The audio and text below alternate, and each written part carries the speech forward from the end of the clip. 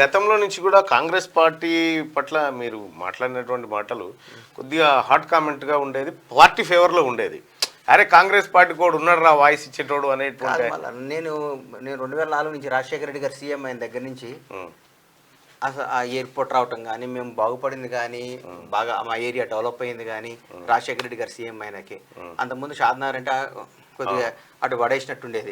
భగవంతుడు ఎలా పాలమూరు కింద క్యాలిక్యులేట్ చేసేది. అప్పుడు అంతకుముందు ఎయిర్పోర్ట్ రావటం కానీ, రియల్ ఎస్టేట్ రావటం కానీ, మా బతుకులన్నిటికీ ఆశలు రావటం కానీ 2004 నుంచే స్టార్ట్ అయింది కదా. అందుకని నాకు కాంగ్రెస్ పార్టీ అంటే ఇష్టం. బేసిక్గా నేను 7th క్లాస్ చదువుతున్నప్పుడు ఇందిరాగాంధీ గారు దారుణంగా హత్యకు గురయ్యారు.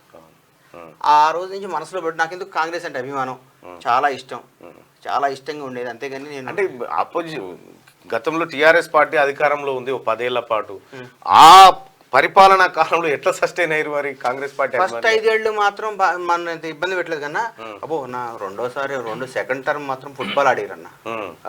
అయ్యమ్మ ఆయన ఆ భగవంతుడు ఉన్నాడు కాబట్టి, ధర్మం ఉంది కాబట్టి, భగవంతుడు దేవుడు ఉన్నాడు కాబట్టి, న్యాయం ఉంది కాబట్టి, నేచర్ ఉంది కాబట్టి ఈసారి టీఆర్ఎస్ ఓడిపోయింది కానీ అన్న.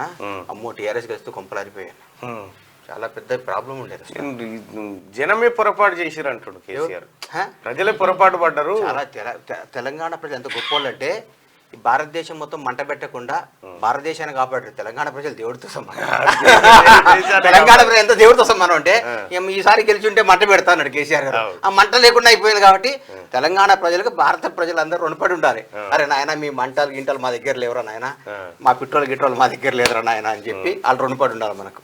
అసలు ఎందుకు కేసీఆర్ ఓడిపోవడానికి కారణం ఏంటంటే ఇగో అన్న, ఇగో నేను అనేది ఎవరికి వచ్చినా సరే భగవంతుడికే రావద్దన్న. నేను అని, మనము అని రావాలి, మనందరం ఒకటని రావాలి, నేను అని రావాలి.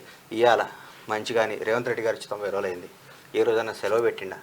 ఏ రోజైనా 100 రోజులు 100 రోజులు అయింది. కరెక్ట్ 100 రోజులు అన్న రేవంత్ రెడ్డి గారి పరిపాలన. 100 days కి బండ్ల గణేష్ గారు ఈ 100 రోజుల్లో రేవంత్ రెడ్డి గారిని అన్నాను, ఒక ఎమ్మెల్యే కానీ, ఒక కౌన్సిలర్ కానీ, ఒక వార్డ్ నంబర్ కానీ, ఒక తెలిసిన ప్రతి ఒక్కళ్ళు కేక్ వాక్ టు హోమ్, ఇంటికి పోతున్నాం, కింద కలుస్తున్నాం.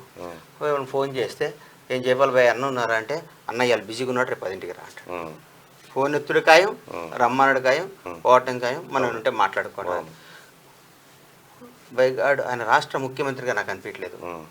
ఏమని ఇంట్లో పైన పెద్ద అన్న ఒక ఎమ్మెల్యే దగ్గర పోవాలన్నా ప్రోటోకాల్ ఉండదు గతంలో. అవును, ఒక ఎమ్మెల్యే దగ్గర కూడా చెప్పకుండా వస్తే ఎట్లా అనేది, ఒక ఎమ్మెల్యే చెప్పకుండా వస్తే ఎట్లన్నా మాకు లైఫ్ ఉండదు అనేది.